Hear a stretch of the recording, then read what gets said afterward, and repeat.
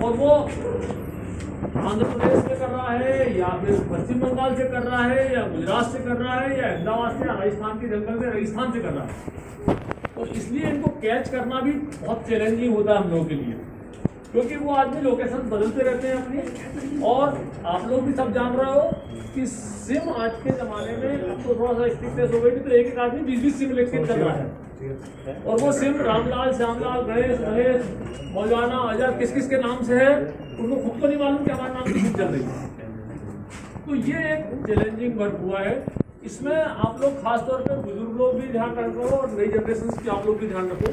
4-5 प्रकार की चीज़ें आ रही है जो साइबर फ्रॉड में। एक तो या तो ये बैंक से फोन आता है, बोला जाता है कि हम बैंक से बोल रहे हैं, बैंक मैनेजर बोल रहा हूँ, आपका एटीएम कार्ड लॉक कर रहे हैं, आप अपना लॉक, आपका एटीएम कार्ड में करेक्शन करना है या आपका कोड नंबर बताना है, तो आप अपना कोड बताइए।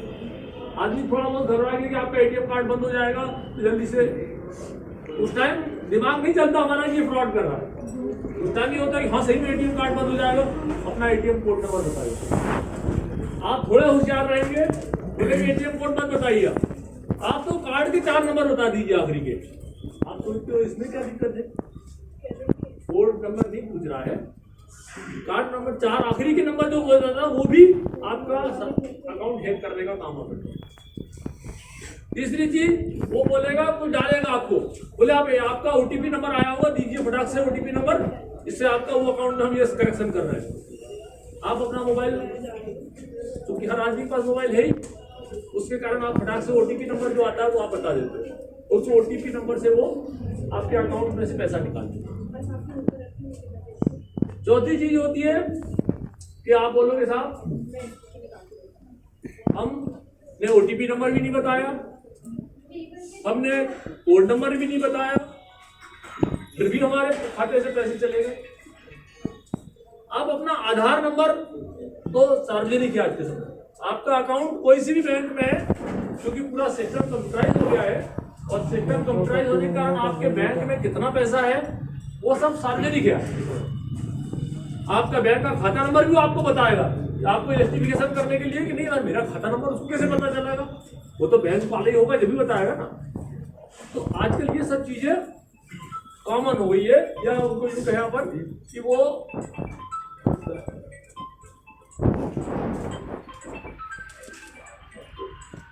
तो ये चीजें आपको थोड़ा सा अपना प्राइवेसी मेंटेन करना पड़ेगी।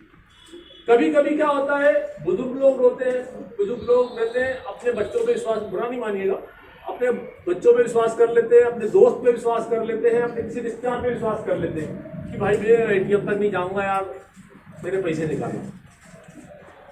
आपने उसको 100 रुपये निकलवाए, वो आपका एटीएम कोड को मालूम पड़ गया। कभी आपके घर आया दोस्त है, हुआ ये सब चीजें हो रही है, इसलिए मैं आपको बता रहा हूँ। आपके घर आया, बैठ गया, गपशप लगाई, चाय पी, धीरे से एटीएम को निकाला उसने, 1 घंटे बाद अंकल मैं अभी आता हूँ, आधे घंटे बाद गया, एटीएम कोड आपका पहले से उसको मालूम था, आपके 10,000 एक टाइम 20,000 तो निकल ही जाते हैं। और फिर आप एटीएम ढूंढते रहो, एटीएम कहाँ चला गया, एटीएम कहाँ चला गया, उस एटीएम से पैसे निकल जाते। आजकल मैसेज भी चूंकि वो सर्वर डाउन रहते हैं कई बार, तो मैसेज 2 दिन, 1 दिन, 4 घंटे, 8 घंटे बाद आते हैं मैसेज कि आपके खाते से पैसा निकल, जब तक फेल हो जाता है।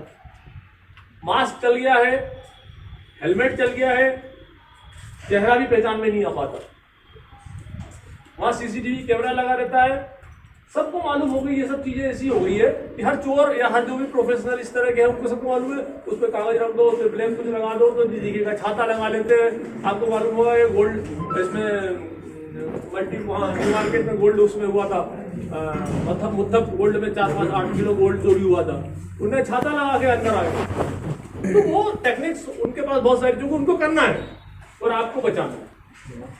तो कृपया करके, इसलिए साइबर संबंधी, क्योंकि मोबाइल हर आदमी के पास है, हर बच्चे के पास है आज के समय मोबाइल, और हर मोबाइल का लिंक बैंक के खाते से है, लगभग 90% तो खातों से है, क्योंकि आप पेटीएम और कितने सारे वो वॉलेट्स वगैरह यूज कर रहे हैं सभी लोग आजकल। तो इसलिए इसकी सुरक्षा बहुत जरूरी। मोबाइल भी आप समझ लीजिए कि आपका मोबाइल आपका पर्स जैसा भी हो गया है, तो इसकी सुरक्षा की भी जवाबदारी आपकी रहती है। दूसरी चीज, मोबाइल कभी भी अपना मोबाइल किसी दूसरे को देते समय हो सकता है कोई चीज आपके मोबाइल से वो बात कर ले, क्योंकि ये सीडीआर आती है।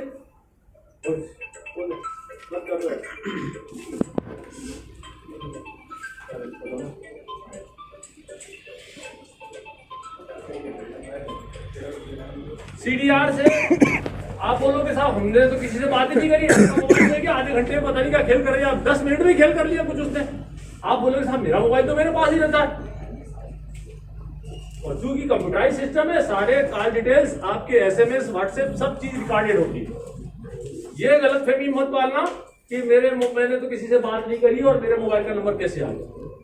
उसको कोई चैलेंज नहीं कर सकता कि आपके मोबाइल का सीडीआर है, आपके मोबाइल से कोई एसएमएस हुआ या व्हाट्सएप हुआ या कुछ हुआ।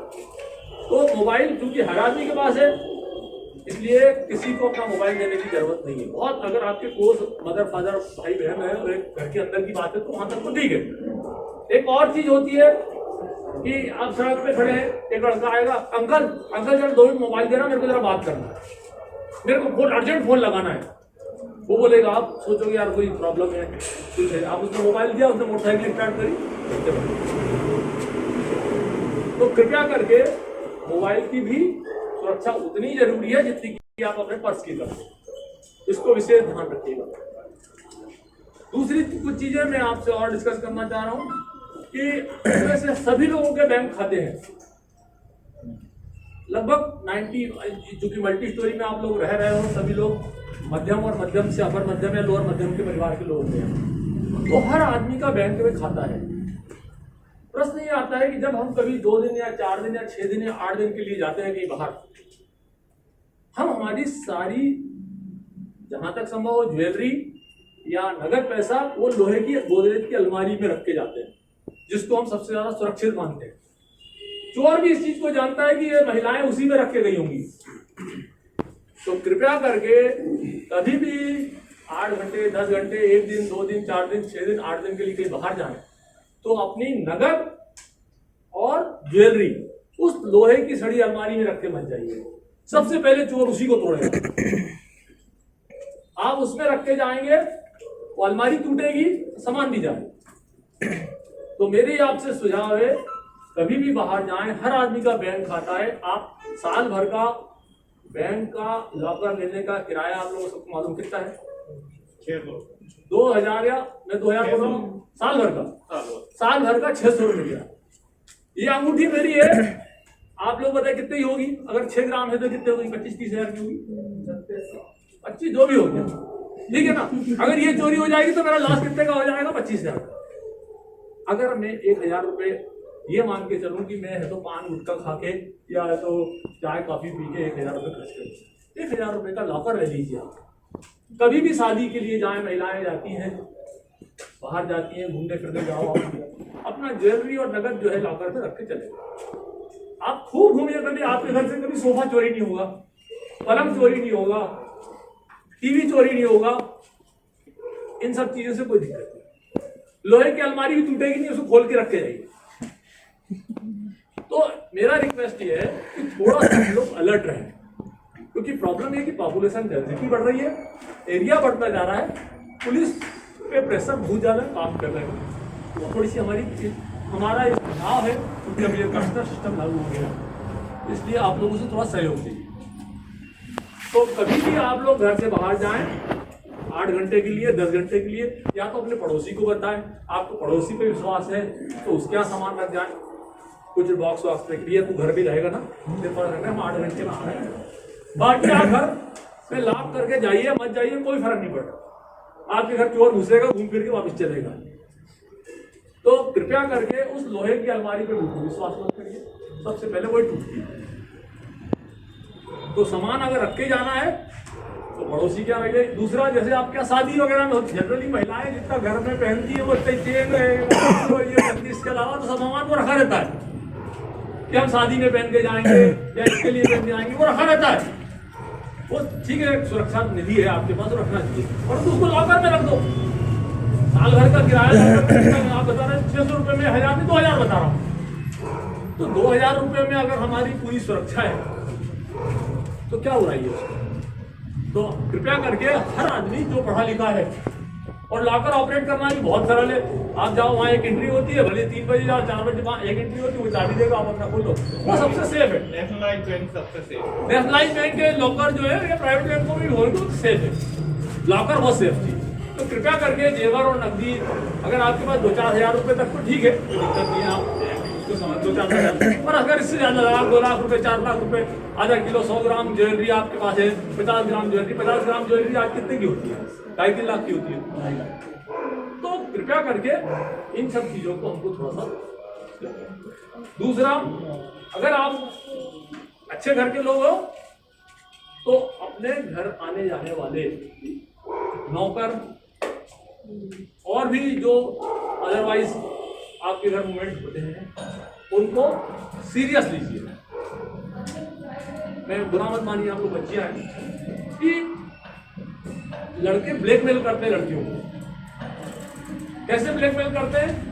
आपको ये अनुभव होता है कि हम सेल्फी ले रहे हैं कॉलेज में, हम लड़के लड़कियां पढ़ रहे हैं, हम सेल्फी ले ली। अब वो सेल्फी ले ली, 2-4 सेल्फी ले ली आपने उनके साथ, उसने भी सेल्फी ले ली आपके साथ। अब वो आपको ब्लैकमेल करना चाहिए कि तेरी फोटो मेरे पास है, मैं वायरल कर दूंगा। उस वायरल करने के डर में लड़की जो है सरेंडर होती जाती है, लड़का जैसा बोलता है वैसा करती जाती है, और अल्टीमेटली मेरे हाथ से बहुत बड़े हो जाते हैं। तो कृपया करके एंजॉय कीजिए। अगर आपके फ्रेंड्स हैं, रखिए, कोई दिक्कत नहीं, परंतु आप अपनी प्राइवेसी लीक मत करिए। ऐसा कोई फोटोग्राफ लड़कों के, आपको ग्रुप में फोटो लेना है, ग्रुप में ले लीजिए। इंडिविजुअल फोटोग्राफ कृपया करके किसी लड़के लड़की के आपस में मत करिए। अगर आपकी बहुत क्लोज रिलेशनशिप है, मैं उसको चैलेंज नहीं कर रहा हूँ, परंतु अगर ऐसा है, क्योंकि घटनाएं होती है और लड़की अल्टीमेटली बोले, आप कई बच्चियां हमारे पास आती, 14 साल की बच्ची, 13 साल की थी, इवन 12 साल की बच्चियां आजकल घर छोड़ के जाने लगी। पता चला कैसे चली गई? तो वो यही चक्कर में स्कूल में पढ़ते थे साहब, फोटोग्राफर ही लड़का ब्लैकमेल कर रहा है कि मैं नस काट लूंगा, मैं मर जाऊंगा, तेरा नाम चिट्ठी लिख के चला जाऊंगा। और लड़की फिर है तो कुश्ती में फंस जाऊंगी, माँ बाप को भी कुछ नहीं बताते, तो कृपया करके हम लोग आपसे सिर्फ इतना रिक्वेस्ट कर रहे हैं कि आप अलर्ट रहिए, बहुत ज्यादा लापरवाह मत रहिए अपने लाइफ के प्रति, अपनी संपत्ति के प्रति, अपनी फ्रेंडशिप के प्रति, अपने रिलेशनशिप के प्रति। ठीक है, ये मैं आपको इसलिए, क्योंकि सब लोग पढ़े लिखे हो इसलिए मैं समझा सकता हूँ, बता सकता हूँ, और आप लोग फॉलो करेंगे। और मेरा एक रिक्वेस्ट है, ये जो मैंने बातें बताई आप 10-10 लोगों को और बताओगे तो ये स्प्रेड होगा, ठीक है ना? तो ये आप लोग अगर अपने 10-10 और रिलेटिव्स, दोस्त, फ्रेंड्स को बताएंगे कि इस तरह की चीजें आज के जमाने में आ रही है और इनसे हमको थोड़ा सा अवेयर रहना है, तो उससे क्या होगा, सोसाइटी में सब चीजें फैलेगी तो लोग, किसी को मौका नहीं मिलेगा किसी गलत स्थिति से। ठीक है।